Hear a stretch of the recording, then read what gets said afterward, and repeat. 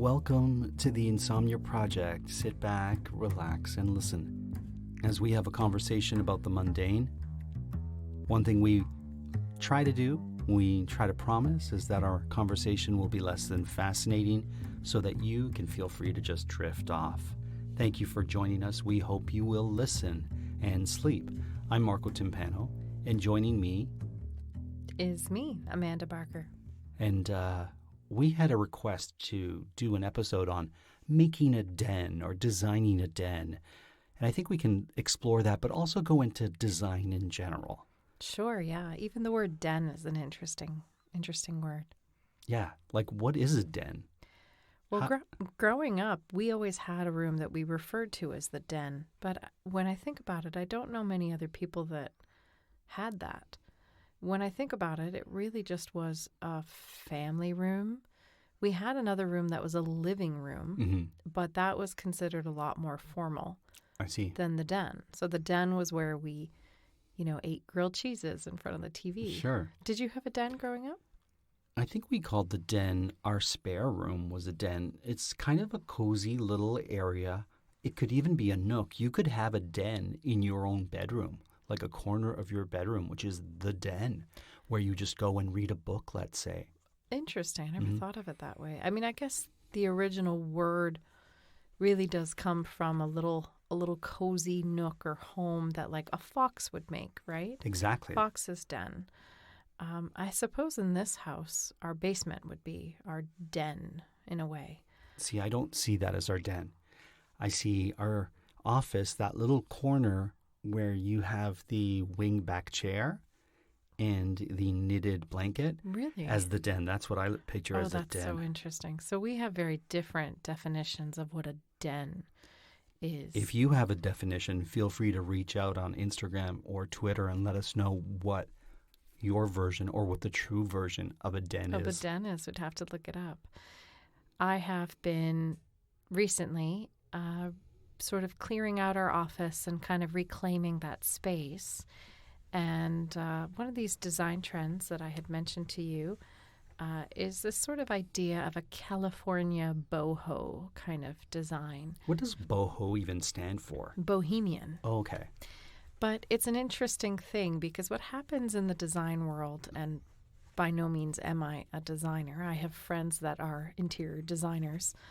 I am not that person, but I have a sort of hobby kind of fascination, I suppose, interest with rooms and design and how to make your room beautiful, your home beautiful. And I'm always interested in sort of like fashion trends. I'm always interested in what the fashion trends are in the design world. And right now, this idea of boho, bohemian, you'll see it, California, comes in a lot. And also this idea of Scandi, which is, of course, short for Scandinavian Design. That's something you'll see a lot as well. Can you have Scandi and boho together? Well, traditionally, no. They're very opposite. However, in current design trends, you'll see them often sort of combined in terms of terminology. And a bohemian design, traditionally, it's a very how do I put it, curated space, but with a lot happening. So not necessarily cluttered, but sort of clutter with intent. Lots of pictures on the wall, lots of frames, lots of vases, lots of arrangements, lots of lights, books, lots of books usually in Bohemian. Bohemians, I suppose, love to read. Right. Scandi would be something different. Now, do you like a bohemian design? Is that something that speaks to you? I like the diversity of plants that bohemian design tends to entail. It's funny because last week we talked about flowers and plants, but that aspect of it I enjoy. A bohemian den also looks very cozy and comfortable, and the kind of place you can just curl up with a book and not have real care.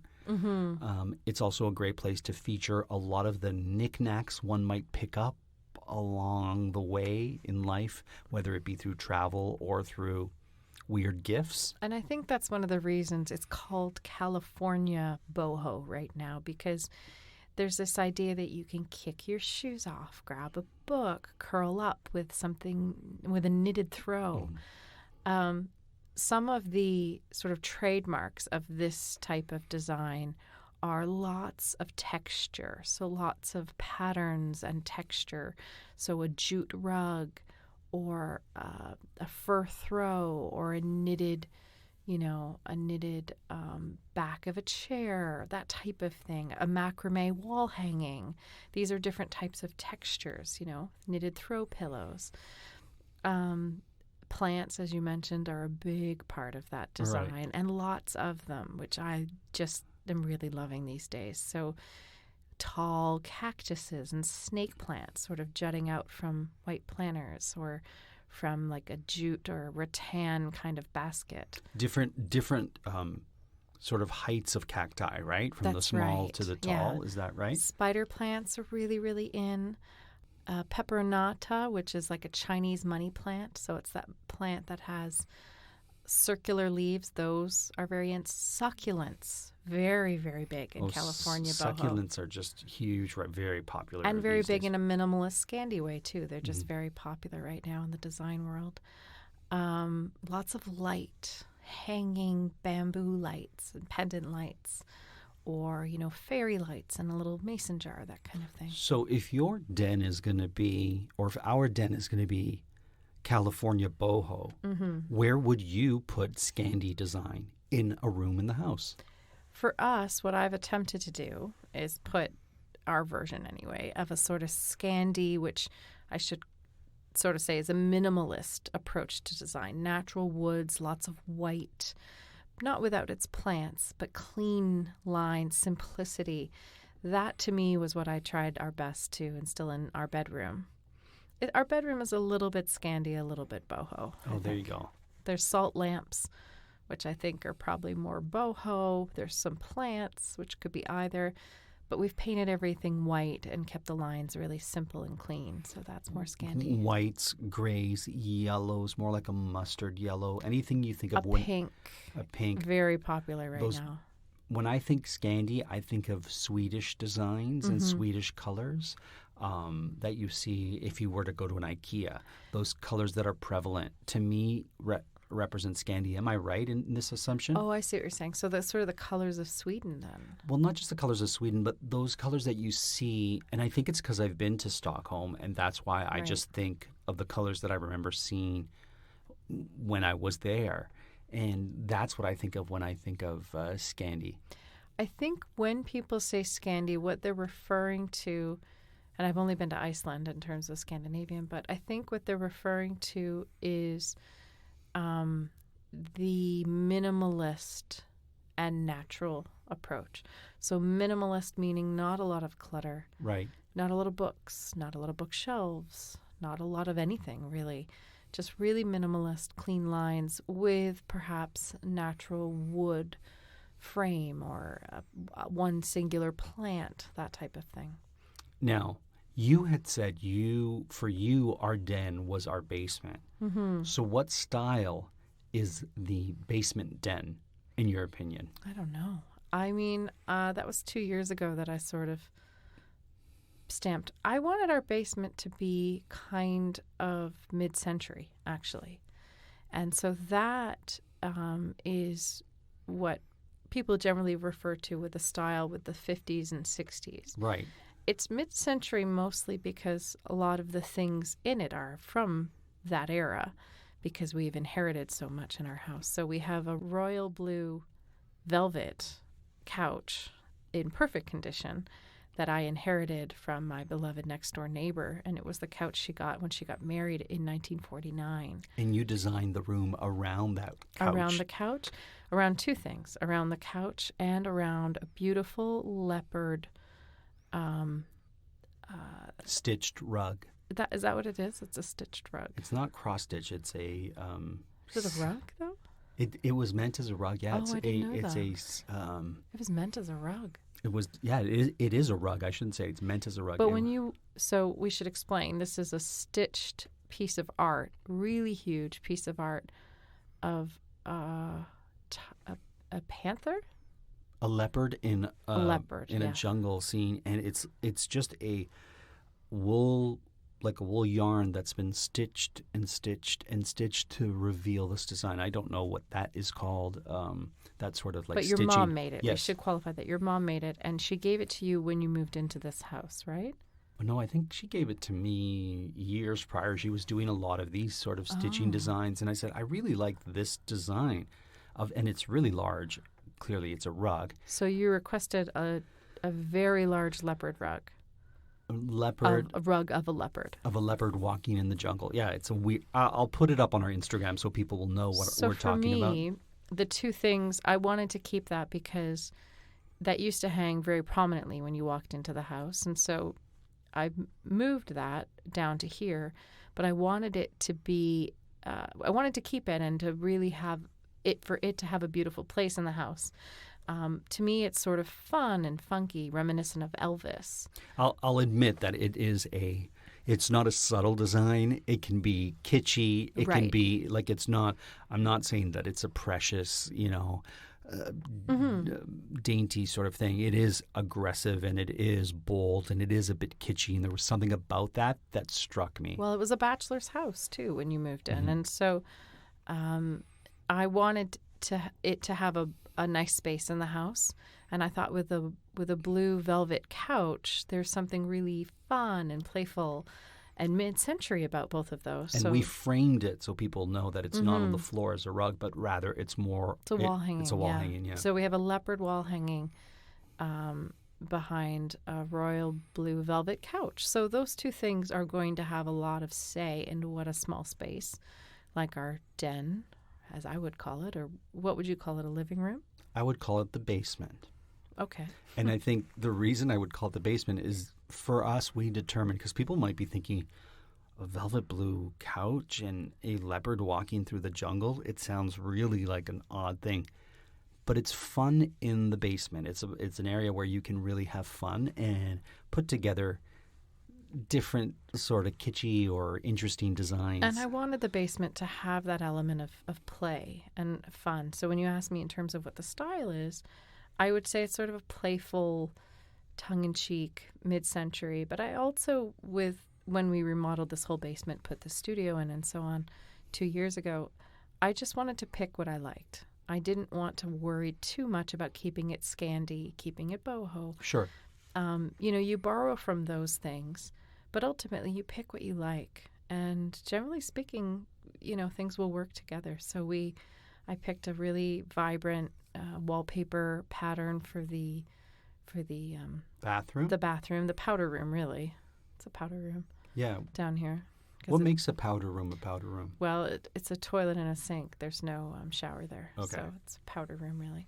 So, and a powder room is a small bathroom where you can pick a really vibrant, fun, kitschy, again, pattern. So I went with palm leaves, banana and palm leaves for that pattern. And the tiles are blue. I put in blue tiles that reminded me of my time in Portugal and in Spain. So, there's a lot going on, but in a sort of balanced, playful way. But I think it works in this type of space. Now, you get a lot of design magazines that come to the house. I think I'm getting less lately, so I kind of think I need to check out my subscriptions. I feel like I've missed out on a few. You have like home and home and I home and have home. style at home. Okay. I have house and home. If Yes. it says the word home in it, I'm into it, yeah. When you receive one of those magazines, how do you approach it? What's your joy? Where do you flip to? For me, there is no greater joy than taking that magazine upstairs, having it directly beside my bathtub, filling my bathtub with a bubble bath or some type of bath bomb or something. And in my dream sequence, a Starbucks iced coffee. Okay. That's my dream. You said bath what? Balm? A bath bomb. Bomb. Oh, those little Like a ball that you throw in and it kind of fizzes. fizzes and smells wonderful and has lots of essential oils and things like that in it. Mm-hmm. So I would crack the spine of one of those home magazines and just devour the designs. Do you go from page one all the way to the end, or do you flip? I usually start in the middle because the first few pages are usually talking about designers or pieces. And I'm less into that mostly because I'm not going to be spending $4,000 on a new coffee table. So most of that eludes me, other than it's interesting. What I want to see is rooms that are put together, what the trends are in putting rooms together and what that looks like. And I'm constantly redesigning. I always have a room. Right now it's the office, and making that a California boho kind of office. 2 years ago, of course, it was the basement. Last year it was our bedroom, and making that a Scandi kind of minimalist kind of look. And who knows what room, probably our spare room after that. The spare room, the spare bedroom. Mm-hmm. Which has a lot of old pieces in it. So we've put a very vibrant wallpaper. It's sort of navy blue and yellow, but I think it could use a update. Now, I did talk about this on a previous episode when we pickled the wall in the cottage with, what do you call it when the two pieces of Tongue and groove? Yeah, but it's called something. That design, it's called shiplap, is it? Shiplap is a term that's been used by designers, particularly Chip and Joanna Gaines. They are the shiplap king and queen. So, but it's basically tongue and groove wall. So boards that are put together, wood planks on a wall. To look like the inside of a ship, right? I suppose, yeah, shiplap, yeah. But that's what we did, or that's what was revealed when we had, what do you call that stuff? Like in 70s basements, that's wood paneling. Wood paneling. But not wood, faux wood paneling. We removed that from one or two of the walls at the cottage, and underneath it was tongue and groove wood that we sort of restored, and then we whitewashed it so that it almost has that bleachy wood, almost like a Scandinavian sort of look to it. Right? And that's the fun thing about design, is that everything kind of bleeds. That's why when you look up California boho, you're going to see elements of minimalism. You're going to see elements of Scandi. You're going to see elements, you'll see a Moroccan souk rug, but you'll also see a cactus, because that's sort of everything kind of, so you could have elements of a sort of, Arizona sort of Texas kind of design into something that's called a California. Santa Fe rug, or that's it. Like the skull of a bull or whatever those things are. Baskets are very weaved baskets. Weaved rattan baskets from they're very popular with certain projects in Africa. So you might see African baskets sort of in an arrangement on a wall. Rwandan baskets are really popular as well. So Let me ask you this. If you could have 5 components, whether it be a plant or a table or whatnot, that you don't currently have, that you could have in your home to place anywhere, what would those 5 things be that you may have seen in magazines where you're like, that's interesting, I'd love to pick up one of those, or that would be a cool thing? Well, I ordered 3 for the office, so I can just tell you. You did? Yesterday, yeah. I did. So here's what I ordered to make our sort of just normal office, which is sort of filing cabinets and a desk and a chair. Oh, no. You're going to hear live whether or not I like these items that have been ordered. I ordered 2 macrame wall hangings. Okay. What are those? They're like a weaved... like a wooden dowel with sort of white unbleached cotton sort of woven in. Okay. So I ordered 2 for those. I ordered a rattan sort of basket with handles on each side. They have a certain shape to them where they sort of go out like a little bell and then come back in. So we'll be putting a plant in there. Oh, a plant's going to go in it? I have a plant already up there. Which plant? It's actually a fake plant. Okay. But the fake plant will go in there. Okay. And then what was the other thing I ordered? I'm trying to remember.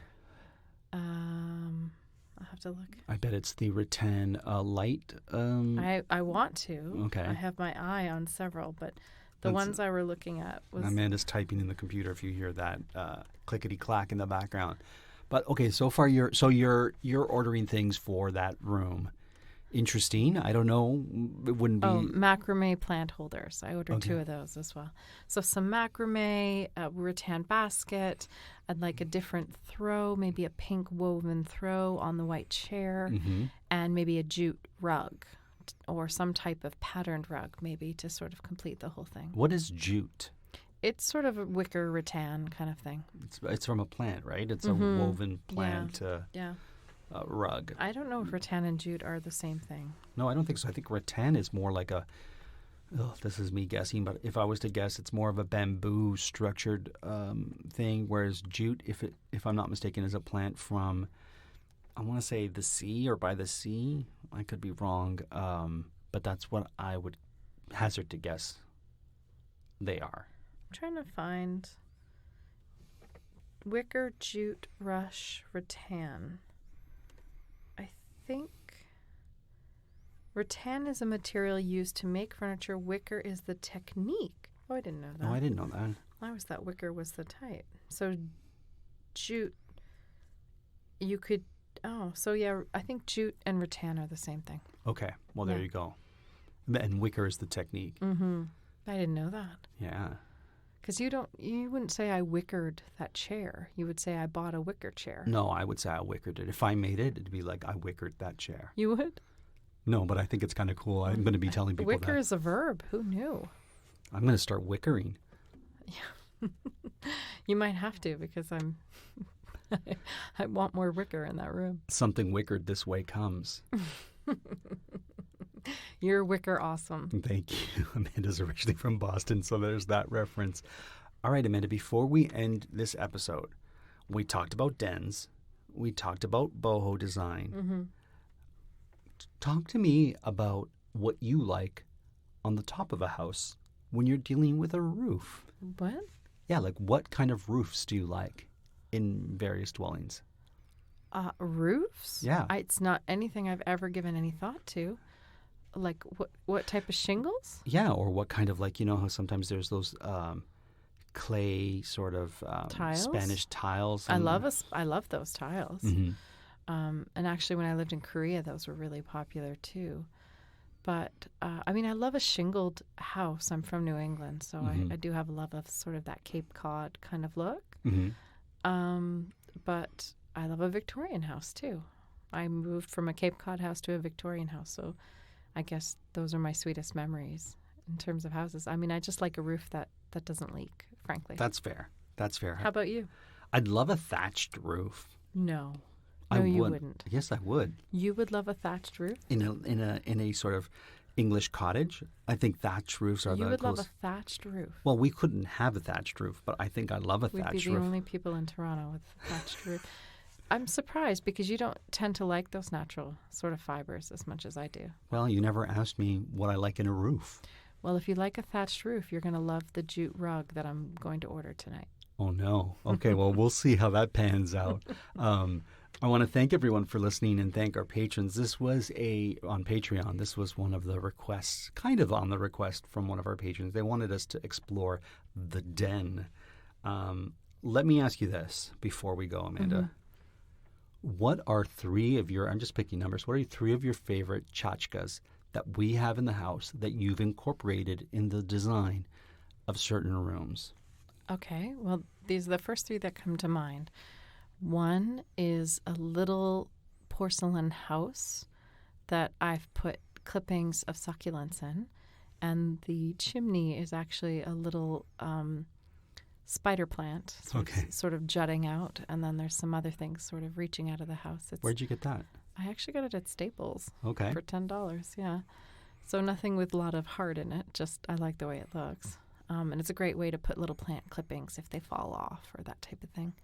So there's that. There's a Moroccan lamp that I really love that I got at a flea market in Florida that I've just always loved, that sort of matches our sort of a candle holder type of lamp. It has like an arabesque cutouts. Yeah, it's really pretty. I like that tile or those cutouts, and it casts a really neat glow in the room. And I'm trying to not think of posters and things on the wall or like paintings on the wall, but rather tchotchkes. There's a chair, a little red chair that holds paper clips.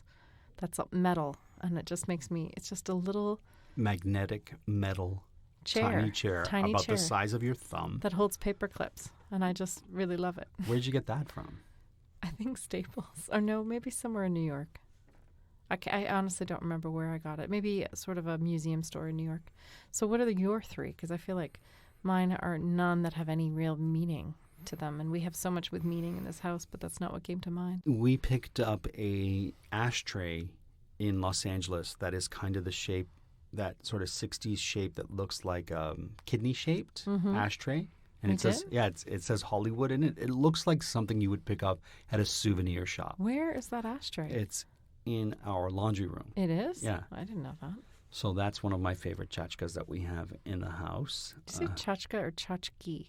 Chachki is what I would say for more than one in Chachka. Because I hear them both. Yeah, that's what I would say. I don't know if that's what you say. There is a little, a tiny, tiny little wall hanging that we have in our kitchen that says "Kiss My Grits" on it. Okay, I didn't include wall hangings. Well, that one there I'm going to include because it's not quite a framed picture. It's a wooden something or other. And then the other Chachka I like recently was a little box that I painted white and put a staghorn fern in for you and hung on the wall with a bit of a jute. What would you call that part? The little string, the string that holds it. Yeah, little rope. Again, that's something on the wall, though. That's not a Chachka. Well, sorry to So what about that? Negate it. I don't mean to, but you know the planter that we picked up in Detroit at that ceramic store. Okay. Sure. I think it's from a 1920s ceramic store that continues to from Detroit. Yeah. Yeah, we'll have to look at the name of Pubik, I think it's called. Oh, I think you're right, actually. We got it on our anniversary.